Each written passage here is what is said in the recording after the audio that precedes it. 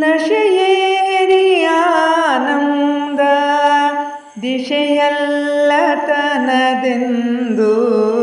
ವಶವಾಗಿ ಹೋದಾಗ ತಂಬಾಕಿಗೆ ವಿಷದಂತೆ ದೇಹವನು ಆವರಿಸಿ ಕಂಗೆಡಿಸೆ ಯಶವಿರದು ಬಾಳಿನಲಿ ನಶೆಯೇರಿ ಆನಂದ ದಿಶೆಯಲ್ಲತನದೆಂದು